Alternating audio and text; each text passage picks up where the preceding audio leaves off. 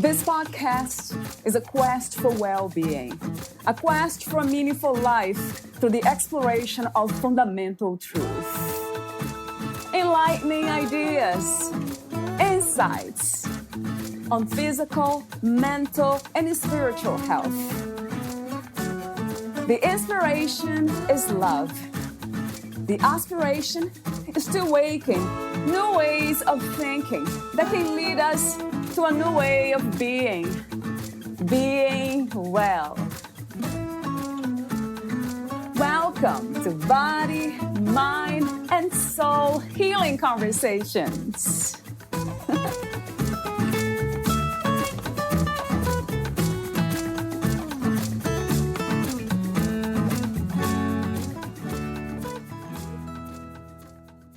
Your truth always lies within. It's up to you to find it. Only you can do that. Valeria interviews Susan Glenney. She is the author of Moments in Time with 16 Men, a coming-of-age thriller book for women filled with mystery, romance, and suspense. Susan Glenney is a graduate of George Washington University with a BA in American Studies. She was a contributing feature writer for Connecticut Journal, a Maine newspaper.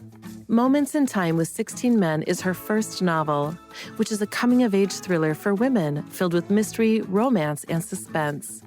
Her newest publication is a novella called The Bow Tie, which is about an unknown man with whom Jennifer has multiple unwanted encounters, soon to be published on Amazon.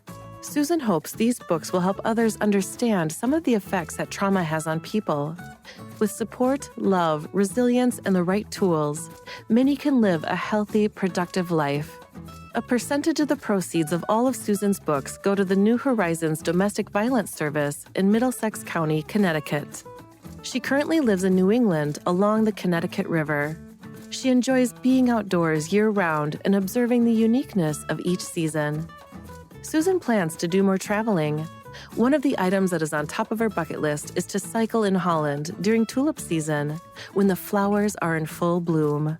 Meet Susan at susanglenny.com/newsletter. Here's the interview with Susan Glenney.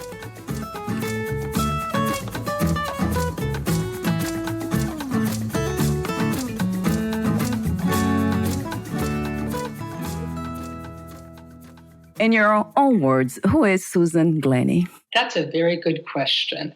I would say, well, first of all, I'm a podcast guest right now at this moment. And Yes. I'm also a beginning pickleball player, and I'm a nature nut, and I'm a photographer, and I'm a writer, and I'm a meditator. But most of all, I would say I am heart-centered and a child of God. And it's that connection with my heart that I identify with most. And that's what I strive during the days, the moments of the day, I strive to be in that presence of my heart self. Wow. I love all that. What's not to love about the way you introduce yourself? I already have some questions here. So I guess before I ask you how you became a writer, that's one question that I need to ask. Before that, being a child of God, the connection with your heart, that sounds, well, I'm a spiritual nut, so that's why I'm starting with this. How did you come to this understanding that the energies of the heart is always here and to be connected with, and that there is such a thing as called God? But talk to me about the idea of God you have too. What is God to you? Boy, that could be spoken about in volumes, but I'll give you my rendition. I think when I was a child, I was outdoors a lot. And that was it was my peace place. And when I was outdoors, I always felt really connected to the ground or to the trees and to the fields. And I felt very light. And that's where I really found my God self, out in nature. But it has taken me decades, years. I'm 65 years old, and it has taken me decades to really get in contact with my God self, my heart self. And And I'm still connecting with it. And I think what's interesting is when I first started on a spiritual path, it was all in my head. You read about how to, and all that. You got to do this, but it's really in your heart. And when a person connects with their heart, they're just much more calm and joyful. Mm. And that's what I'm striving for, at this point in time. And some days it works and some days it doesn't. But right now it's working pretty well. Yes, I can tell. So what gets in the way, Susan, to this, let's say, this alignment, the recognition of the heart's energy or the God self? I love the way you say that too. What gets in the way? I would say we're just the human makeup. We have the ego and the heart, and it's in every single human in the world, whether you're a monk or, you're, on TV. It just is, that's our makeup. It's always one's vying for the other, but the God self is always there, but the ego takes front and center. And it's a way, my feeling is to be aware. And once you're aware, that opens the door to the connection, but it's the awareness of your thoughts. I made this analogy a few years ago when people were talking about your ego self, is that, let's say you had a roll of paper and you wrote down all your thoughts during the day, all the thoughts, the good, bad, and ugly, and then you looked at them and you could see what you're telling yourself. And then you can choose the good thoughts, and the negative thoughts, you can eventually be aware of them and then replace them or do work like tapping or meditation to be aware of it's being aware of your thoughts. And it's always going to be there, but it's the awareness that make it so that I can be more calm. Yes. So it's interesting to hear that some school of spiritual philosophy, they actually talk a lot about not thinking. It's almost like the goal is to meditate to the point where there are no thoughts. But I disagree with that. What you say makes a lot of sense to me, because I do hear my thoughts when they are positive and, let's say, uplifting. It feels like a song to me, like the most beautiful song. It feels like music. So I guess that's what you're referring to, the thoughts that brings harmony and love and peace. No, I've read so much about just being aloof from your thoughts, but that's not going to really change it. It's more working in a different direction with your thoughts, knowing that they exist and they not would be good, but to really focus in on that thought and say, you know what, I don't need that thought anymore. And to actually, I recognize the thought, even if it's not a good thought. And I say, I don't need that thought anymore. So I'm addressing it as opposed to being aloof from it, because that's right. If you're aloof from it, it's still there. Right. True. And so the practice would be to keep doing that, Susan. Like, I don't need this thought. I don't need to engage with it. But of course, we're aware of it, but without the engagement. Would you say that this is a practice, or at some point there will be more beautiful, positive thoughts and then less of the other ones? Right. The negative thoughts in all our lives, there will always be negative thoughts. Again, it's the awareness and not letting that thought overpower you. Yeah. So you take and there's all sorts of techniques to do that. And this year I've worked really hard on that. It's been very successful. But, again, I'm 65 and it's been only the last 3 or 4 years that I've really dug super deep. And it's a lifelong commitment. Yes, it really feels that way, right? It's a life practice. So the other question, how did you become a writer, Susan? I know you wrote 2 books already, and you're writing a 3rd one, The Bow Tie. Right. I was doing feature writing for a newspaper, and I was doing their cover stories for the Sunday section, and I was also doing the photography. So they kind of got a 2-for-1 deal for me. Yes. And as I was doing that, they're asking me to do more assignments, and inside my heart kept pounding, like, no, you've got to do a different writing. You've got to do different writing. You've got to do something different. And I couldn't ignore it. And it was it was really, so I decided I'm going to start doing fiction writing, and I'm going to start writing these short stories and see what happens. And so that's the start of it. It was my heart directing me to go to another direction. Right. That's beautiful. I love the way you say that. Yeah. Always being guided by the heart. Yeah. How wonderful to hear that over and over again. You see, that sounds like music to me, listening to you say that. Do you connect writing to healing? Oh, absolutely. Yeah. Yeah. Writing Moments in Time with 16 Men was a healing process. And it was very interesting because I did a lot of research for the book, and it's a combination of some of my own story and then research from just what I heard in the news or documentaries. And I combined everything, and it really was very healing for me because not just in writing, but for anybody, healing when you do journal writing or anything like that, it's a way of shifting your thoughts on paper. Right. And you're almost like regurgitating your thoughts, and you need to reflect on them later. So it's a very healing process. And they've done studies on when you do with pen and paper, how therapeutic and how healing that is. But whatever works, if you do it on the computer or however you want to do it, transferring your thoughts to another media it's a very good thing to do. Yes, yeah. The practice of journaling is well known, right, in therapy, for sure. And myself, I did the same thing. My first book, I wrote about my story. And there was such a healing experience, an incredible one. Let me ask you, since you mentioned the name of the book that we are discussing today, Moments in Time with 16 Men, a coming-of-age thriller book for women filled with mystery, romance, and suspense. So what was the main intention and purpose of writing this book, Susan? I would say there's several reasons for writing the book. The book deals with a woman who seems in the beginning to have her life together, but she really doesn't. And she's a real gifted teacher, and she has to leave at the height of her teaching career because she's having flashbacks from her youth. And she has to figure out what's going on. So meanwhile, she's living a pretty okay life, and she's functioning. And then when these flashbacks occur, she has to piece it together. She has to piece all this together of who this man was and what he did.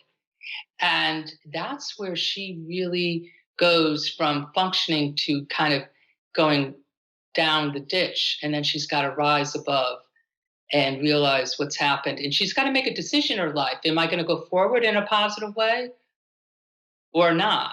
And she does, through the help of many different tools. And she rises to a lovely person who really, truly loves herself and lives a healthy life. And it's these 16 men in the book, the good, bad, and ugly and beautiful, that are all there for her in different capacities. Wow. Let me see what questions to ask, not to disclose all the story here. So she had a traumatic experience in the past, right? Was it it's not really suppressing. Yeah, it was repressed. So did that happen consciously? Because it seems like repression doesn't happen consciously. It was subconsciously. Right, Susan, that happened. How did that happen? How did she was not aware of that for so long? Right. Well, just like what happens with people with trauma is a lot of times they repress it and it doesn't come out until years later. Yes. And for example, a lot of times war vets, they have suppressed it for decades and it will come out in their sleep. So that's what happened with Jennifer. It came out in her mid-30s by her dreams. And she didn't know what was going on. And finally, she became aware of this man, and she had to identify it piece by piece. And so she solves it. She finds evidence, and she solves the mystery. And then she's got to decide what she's going to do with her life. And at that point, it's a turning point. What is she going to do? And she couldn't confront the man because he had died at this point. So she really was on her own in a lot of ways, but she found help. And she worked at a bookstore, and she had a flashback one day, and the owner of the bookstore closed the shop up and talked to her in the back room and told her that she herself was a survivor. And this woman guided her to go to a therapist and get tools. And so that was the starting point. Right. Yeah, that makes a lot of sense to me, right? That she would come to the contact with therapy, because that really helps. In my case, I know we are talking about Jennifer here, but I had a lot of childhood traumas in the past, and although it seems like I knew where it came from, a lot of what happened was not disclosed until later too. Mm-hmm. That's something amazing about trauma, because we are not in control when we are being traumatized, especially at a young age. That was my case. So I was not really aware of what was happening. I guess the question that I'll ask you is, a general question about trauma, how much can we really control when it comes to the consequence of being traumatized? Because we are coming from a place of trauma, so we are not even aware of what is driving us. So I would love to have your opinion about that, because a lot of the choice that I made, the bad ones, it felt like I had no choice at all. Well, I think right now, one of the positive things about living in 2023 right now is that there's so many resources out there. And 20 years ago, there were not. Yes. And everything was kept quiet. It was like, oh, that couldn't happen in this household, or that would never happen, or you didn't have anyone to go to. And now the resources are there. So I really feel that if someone has a situation and they don't want to talk to anybody about it, there are hotlines. Right. And that is a key. And the key is to be aware and to get out of the situation as soon as possible, and if you can, and then to get help. But again, it's got to be the right kind of help. It's got to be a good fit. So people in this situation are very vulnerable. So I would suggest to go to a hotline, and then they can give you resources to go to either a shelter or to therapy, or they will give you the resources. So there is always a way out, and it's never a Band-Aid method. It takes years. And I think as a person like Jennifer in the book, she spent years going through, and she did journal writing, and she did running. And she's like, when is it ever going to end? Why does it keep going? And what happens is as you get older, things just change. You become more resilient if you do the tools. It's just like flossing your teeth at night. If you don't floss for 6 days, then your teeth might not feel good. It's like you've got to do the tools that work for you. And Jennifer in the book, she did running, and she was religious about being outdoors and journal writing and getting support. And the other thing is, it doesn't take a village, the expression of village to raise a child, or a village to help someone. It takes one person.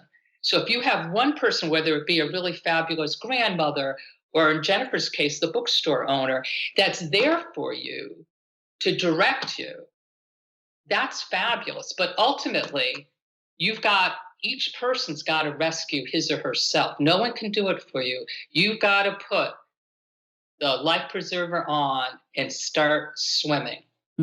Yes. Yeah, and everyone's got to rescue his or herself. No one can do it for you. Yeah, what a beautiful message. Yes, I love that. Thank you for saying that again. It's a beautiful reminder for all of us, because we tend to stay in the victim kind of mindset, right? And suffer even more from that point of view. I heard recently somebody say something powerful. We only mature or become wise when we take responsibility for the things we are not responsible for.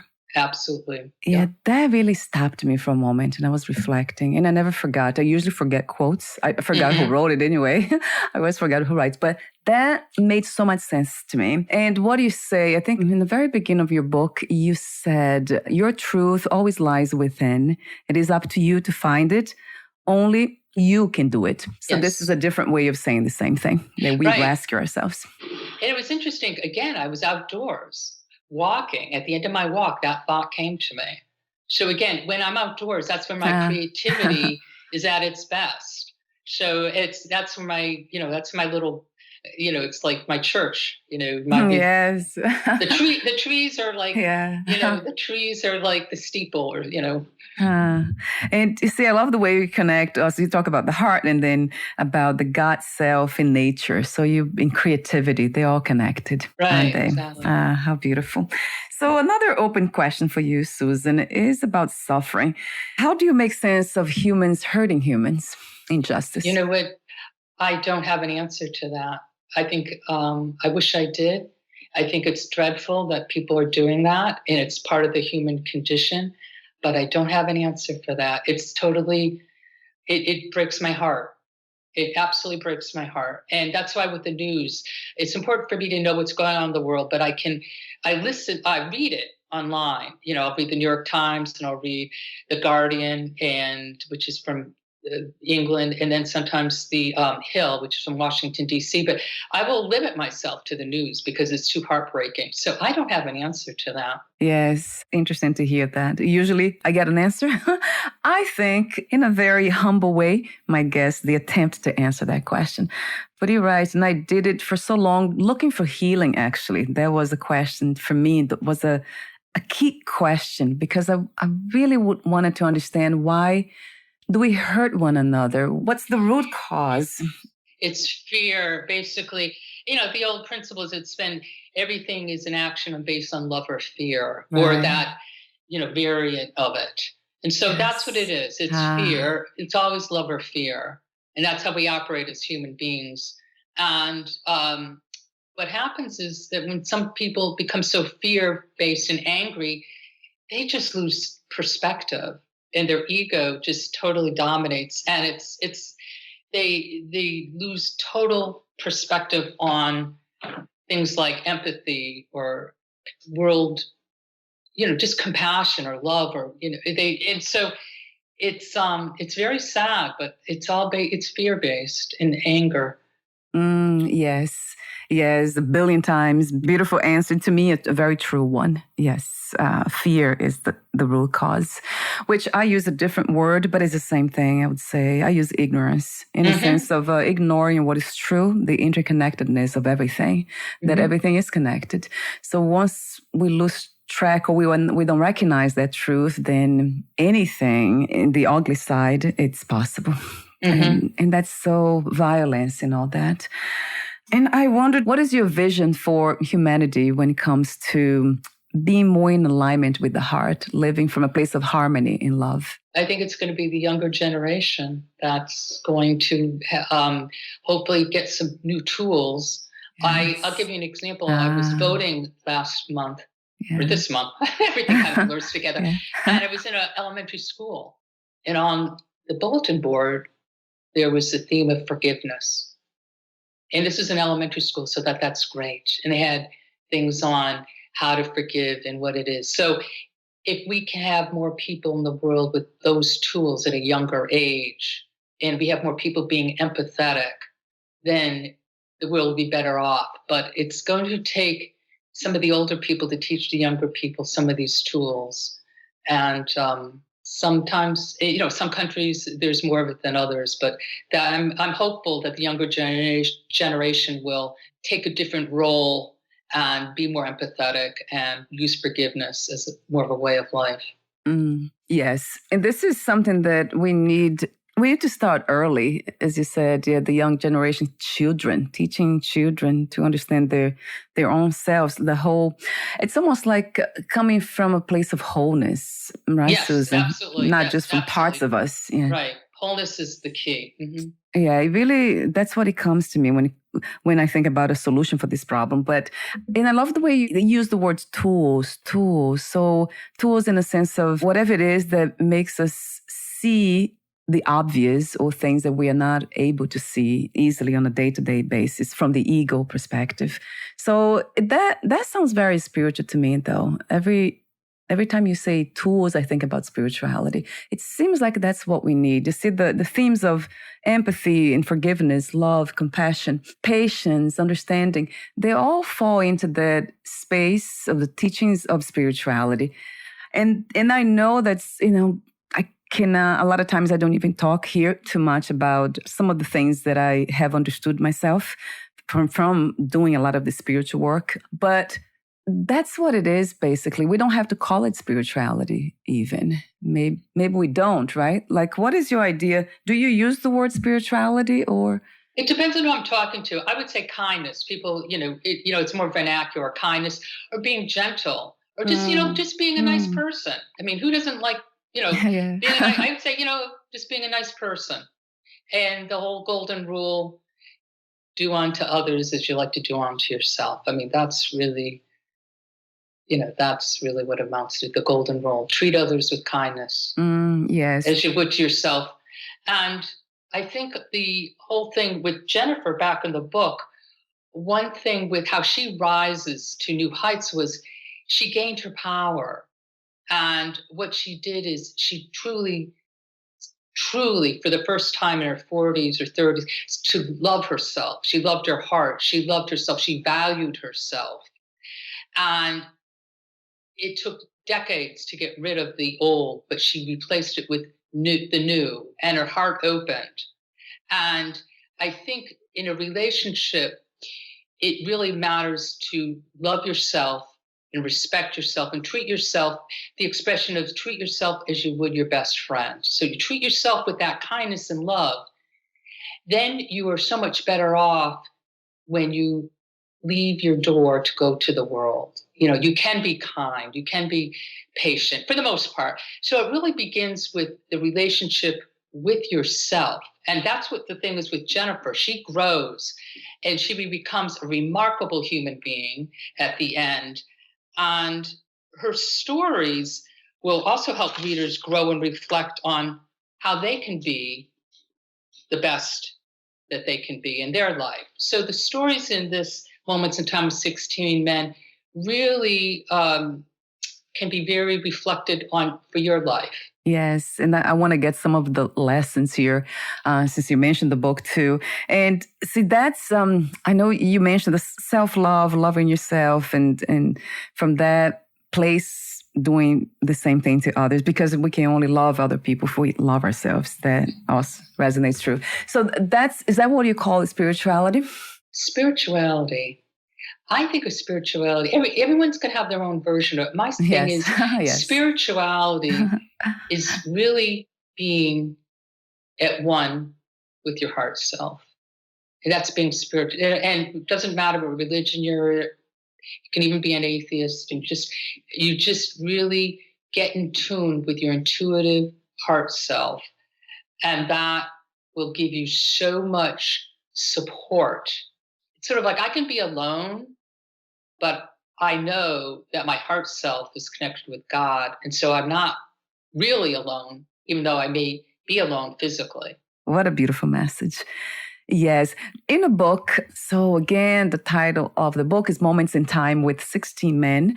Do you talk about the theme comes to life within the topic that we are discussing now? Susan? Right. The themes that come in this book are basically how Jennifer evolves from childhood trauma to going and dealing with it head on, face to face, and rising. She goes from being a victim to a survivor to a thriver. And she truly, at the end, she is able to just live a very healthy life and see things very much in perspective. And she does this through her tools. She does forgiveness work. She makes, actually, in one part of the book, she makes these origami swans. And she goes down to the ocean. And on these origami swans, she wrote messages of forgiveness. And she goes down to the ocean and she drops them into the ocean and watches the swans go out to sea. And so that was a combination of her creativity and her forgiveness. Oh, that sounds beautiful. And I'm visualizing that, actually. It sounds almost like a celebration of that, right? Of yes, the heart. Yeah, yes, exactly. It's exactly that. And again, she's outdoors. Jennifer's a real outdoors gal like me. She gets a lot of her messages and food for thought of where to go next in life by being outdoors. Yes. And her grandmother is a great healer for her in the book. And her grandmother was an organic gardener, and Grandma Grace. And Jennifer's middle name is Grace. She's Jennifer Grace Donnelly, and her grandmother really was there for her. So she learned a lot from her grandmother. She was a really cool lady. Yeah, I love the way you're saying that. Yes, it sounds very much like it. Her energy is really beautiful. I love that name too. There's something about Jennifer. I don't know why, but I think I had a friend called Jennifer. She was very warm. So, well, thank you. The reason I chose Jennifer is because the book was written, in a time period when Jennifer was a very popular name. So I wanted a name where people could identify with. And she's a fun little character. She's red hair, strawberry blonde red hair, and she's about 4'11". So she's a little pipsqueak. And what I really love about the cover of the book, Moments in Time with 16 Men, is that I worked with the artist in South Africa. And what she did is, I said, you know what? I had this vision of Jennifer on a wall with the 16 men. And so what she did is she composed portraits of 16 men through the description of I told her about what each guy looked like and what they were as people, and went back and forth, and she did it. And so on the cover of the book are the 16 men. So when you read the book, you can figure out who, you can be like, oh, is that this guy or is that that guy? So and she did a great job. And a lot of people around the world worked on this book. So it wasn't just me. I had people from England, and I have my audio reader is from Canada. So it's almost like an international effort. It's kind of cool. Yes, right. The collaboration, people coming together, right, to bring something like this to life. It is beautiful. What inspired me to think about was the way we are hurt is also the way to heal. It's kind of interesting. This understanding, that's the way I'm trying to, I don't know if this has to do with this, but I have to say it. Because she was hurt by men, then her healing came from the relationship with men as well. Yes, absolutely. Right? That kind of, it has been my own life experience too. Connecting with men at a deeper level, in a sense of personally just try to heal those wounds. There were some men in this story that really were totally there for Jennifer. And they were just so loving and kind. And they really supported her. There's one story where she's on a road trip. And this guy, Leo, ends up being one of the most spiritual people she's ever met. And actually, this is when she was in her late 20s, I believe. And he introduced her to spirituality. So there's like all sorts of guys in the book. Like I said, the good, bad, ugly, and beautiful. So yes. So it is, the title clearly says, right, it's a thriller. So it has everything, that mystery, romance, suspense. So, and there's something about suspense. I do like those movies. Are you planning to make this or try to make this into a play? Is it playwright to play a movie? Yeah, I think, well, actually, that's a very good question, because I have two other books that one's in the process of being published and the other one already is. It's actually a short story. It's called Jennifer and Santa. And that's more on the light end of the spectrum. It's very light and fun. And then the one that I think would be a great screenplay would be, it's called The Bow Tie. Yeah. And basically that is something that I think could definitely be a screenplay. And that's coming out in January. Oh, yes, right. I think you have that. Do you have the information on your website? I'm not sure if I saw that. I believe so, yes. Or by email. Yes, so this is good to know as well. Yeah.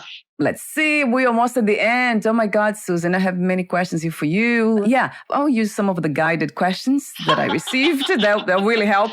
Yeah, what was your, let's say, the most meaningful, the most heartfelt chapter to write?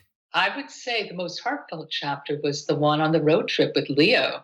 The dude who he it's like you can't judge a book by its cover. When she met him, she was in a place where she had these people to go on the road trip with. They all canceled out. So she's this guy, and she's mixed feelings about him because he's like kind of greasy, dark hair, and he's wearing black, and she's like, oh my God. But she needed someone to go on the road trip with. And as they got together through the days, he's a gentle, very bright man. And again, you can't judge a book by its cover. And she just was saddened that, they departed, and she never heard from him. He was going to Montreal to practice French. And so that was probably my favorite chapter. Right. And you did mention that to me, so for a reason, right? And I'm glad you did. There's something about spirituality, like I mentioned to you before. My idea of spirituality is exactly very similar to what you said about self-love, but we can only get that in a deeper sense when we know not even who we are, but what we are. Yes. So I guess it's self-knowledge that interests me the most. And that's what I call spirituality.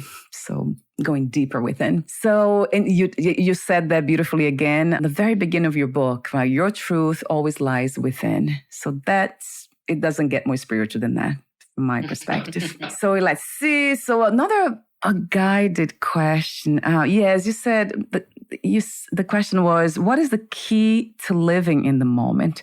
And off record, we talked briefly about trauma that somebody defined as the inability to stay in the moment. So talk to me about the key. What are the keys, the key or the keys to be in the moment for you now?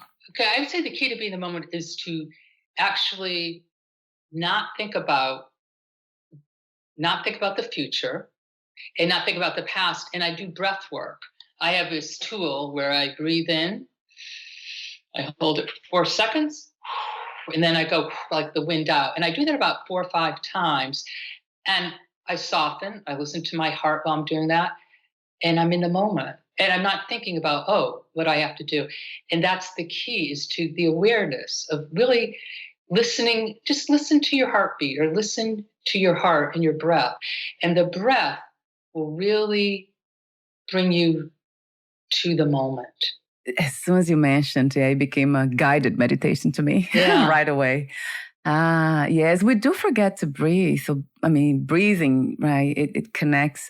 That's true. Breathing is connected. It's timeless, isn't it? Exactly. And it doesn't, breath is in the present. The breath is not in the past or the future. It's in the present. Right.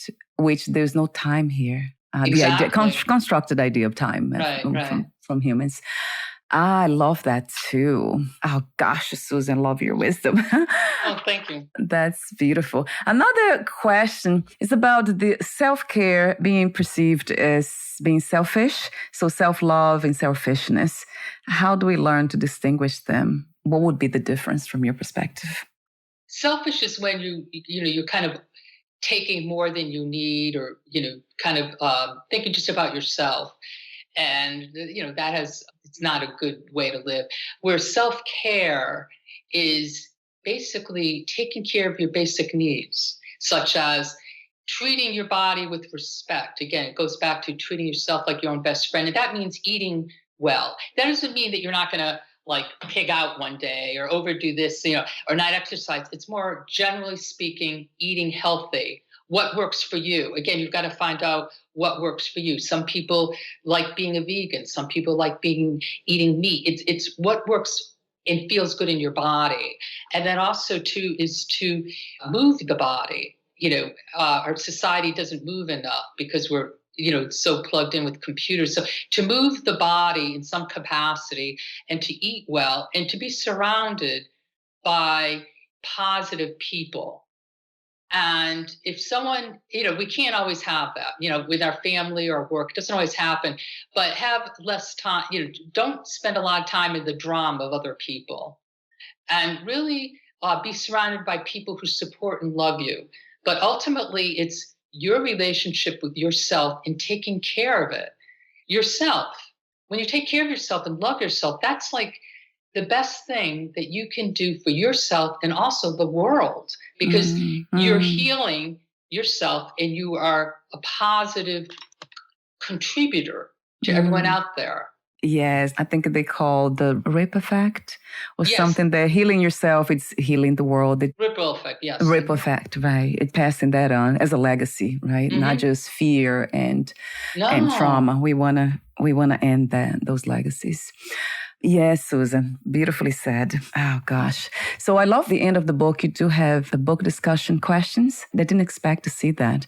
So that's very interesting in a sense of having the reader interact with those themes and kind of think about them, even write about them. So that was really beautiful of you to... I don't think, I don't remember. I see journals like that, but I've never seen a fiction book like this. So I want to mention that and thank you for doing that too.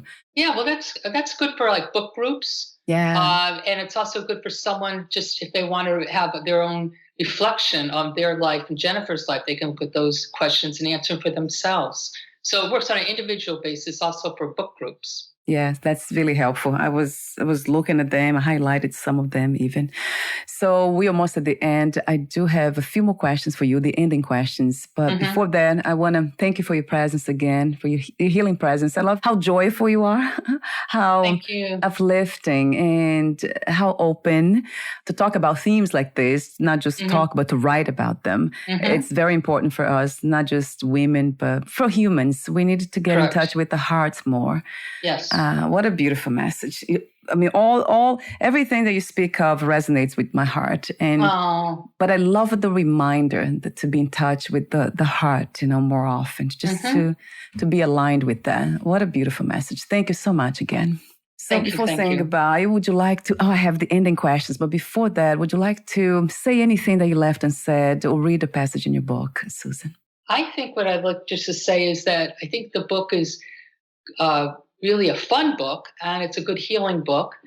And what's really nice is that you can get it on Amazon in paperback or Kindle, and it's now in audio. It just started audio yesterday. And, I'm real excited about it.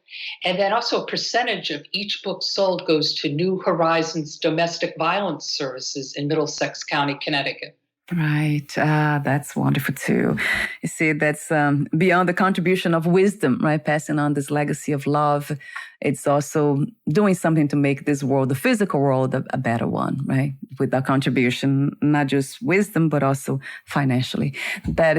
That's beautiful to know. Oh, you're about to say something. Oh, yes. Also, too, is if you want to, one little plug. Yeah. Yes. You can go to Susan Glenney, SusanGlenney.com/newsletter.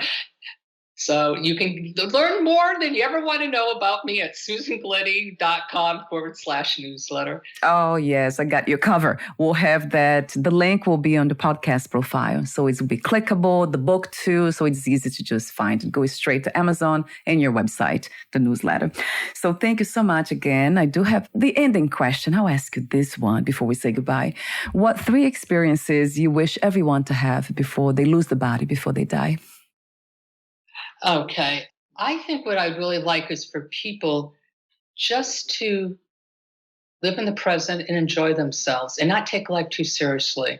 Yes. And I think it's just amazing. Like there are a lot of kids that live near me and I hear them outside and I don't even always see them, but I hear them laughing and it just brightens me. Yes. And it's really that innocence that we all have and a lot of us still have us in us.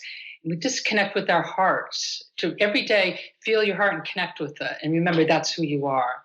And when you do that, you become softer. And just bring that out to the world. There was 1 in 3, that message. That was a big one, right? You have been saying that. Just not to take ourselves so seriously. Right. And I used to be quite a serious person, and I still am. But I laugh a lot, and I'm kind of a jokester at times. Yeah, particularly when I'm outdoors. Oh, I see. That's how. So that's the influence, the reflection, right, of nature, the impact it has on us. How amazing. Thank you so much for your presence again, Susan, and we'll talk soon. We'll be in touch again. Take good care of yourself. It was a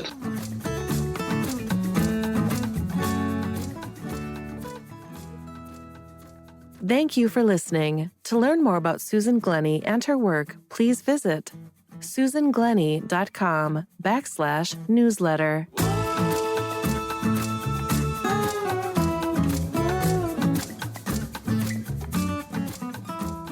To learn more about this podcast, please visit fitforjoy.org/podcast. Thank you again for listening, and bye for now.